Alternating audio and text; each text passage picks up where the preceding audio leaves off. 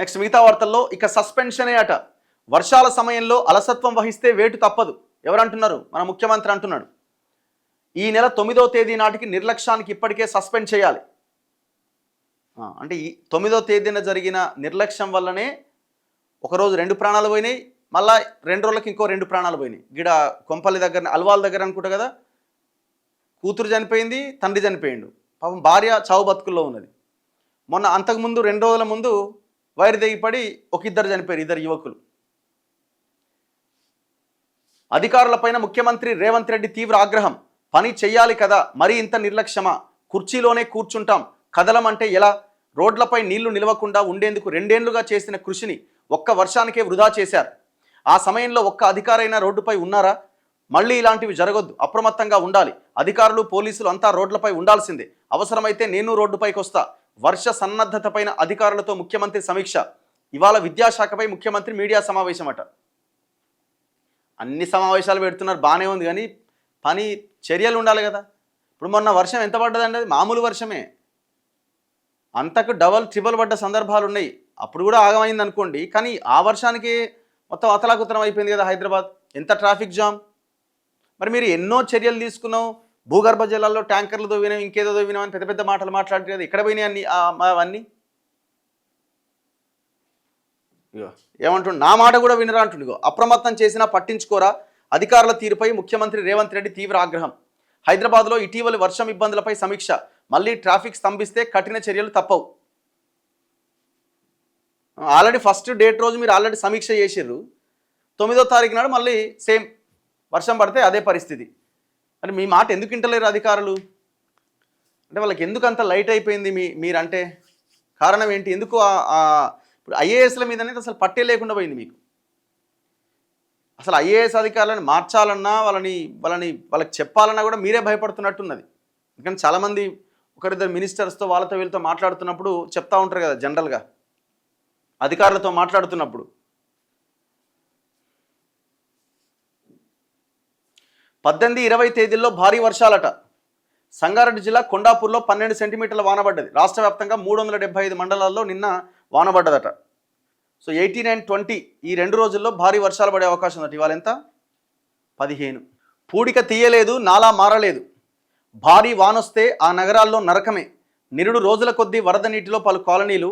నాటి ముంపు సమస్య ఈసారి కూడా తప్పదు. ఏం జరిగిందని? ఏమైనా పని జరిగిందా? ఏమన్నా చేంజెస్ జరిగినాయా? ఇంకా కబ్జాలు పెరుగుతున్నాయి, చెరువులు కబ్జాలు అయితేనే ఉన్నాయి, నడుస్తూనే ఉన్నది. దానికి ఏమైనా ఫుల్ స్టాప్ పడి అక్కడ ఏమన్నా రక్షణ చర్యలు తీసుకుంటే ఈసారి నీళ్లు రావు అని అనుకోవచ్చు. ఈసారి కూడా మళ్ళీ గదే 15-20 సెంటీమీటర్ల వాన పడ్డదంటే మళ్ళా వరంగల్ మునుగుడే, హైదరాబాద్ మునుగుడే, అన్ని నగరాలు మునుగుడే. మన పరిస్థితి మునుగుడే. కానీ మనల్ని ముంచుతున్న నాయకులను మనం ముంచాలి కదా. మనం ముంచుతలేం. మనల్ని ఏం చేస్తున్నారు? ఆ ఎలక్షన్లు ఓట్లు వచ్చేసరికి మనల్ని మద్యం మత్తులో ముంచుతున్నారు. ఆ అండ్ల మునిగి మనం ఓట్లు వేస్తున్నాం.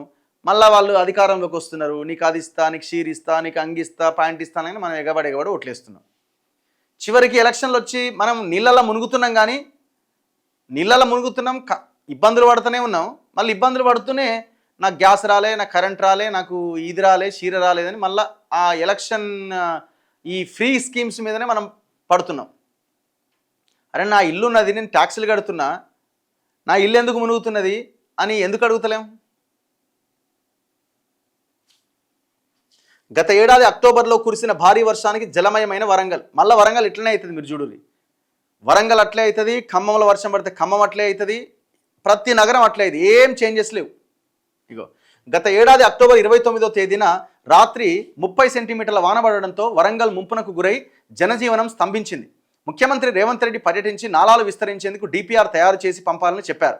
ఒక ప్రైవేట్ కన్సల్టెన్సీ ద్వారా 1200 కోట్ల వ్యయ అంచనాలతో డిపిఆర్ తయారు చేయించి కొన్ని నెలల కిందట పంపించారట. ఈఎన్సీ వద్ద పెండింగ్లో ఉందట. ఈ ఏడాది భారీ వర్షాలు కురిస్తే మళ్ళీ ముంపు తప్పదనే అభిప్రాయం వ్యక్తమవుతుంది. మరి ముఖ్యమంత్రిపై ఊరంతా తిరిగి వచ్చిండు, 1200 కోట్లు ఇస్తున్నా అన్నాడు. మరి ఏమైంది? ఈ పాటికి పనులు స్టార్ట్ అయ్యి ఎంతో కొంత పని జరిగితే ఈసారి కొంత మునక తగ్గేది కదా. అంటే మీకు చిత్తశుద్ధి లేదు, ఏదో డ్రామా, పోవాలి రావాలి.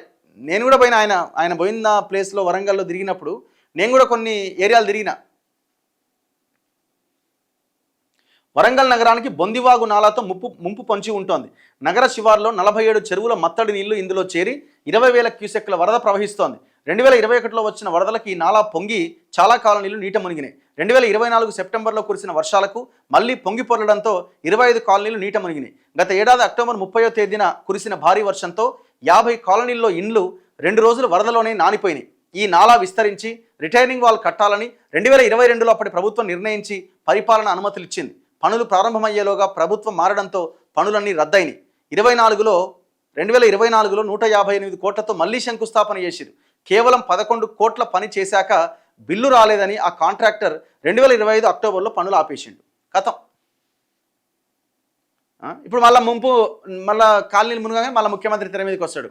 మళ్ళీ పర్యటన అంటాడు, మళ్ళీ 1200 కోట్లు అంటాడు, మళ్ళీ 1400 కోట్లు అంటాడు. మళ్ళీ ఎక్కడ వేసిన గుంగడు అక్కడే.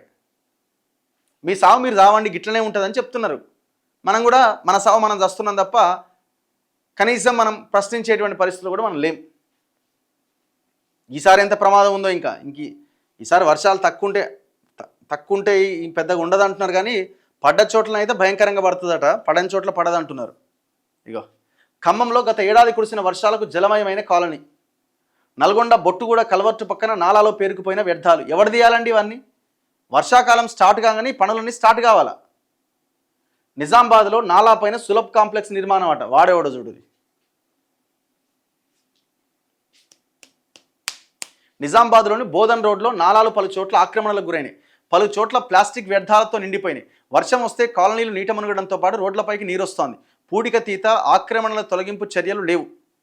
అర్సపల్లి ప్రాంతంలో ఒక ప్రైవేటు వ్యక్తి వరద నీరు, మురుగునీరు వెళ్లాల్సిన నాలాపైన సులభ్ కాంప్లెక్స్ కట్టడంతో వర్షం కురిసినప్పుడు ముంపు సమస్య ఏర్పడుతుందట. ఏకంగా నాలాలనే గట్టిపడేసిండు.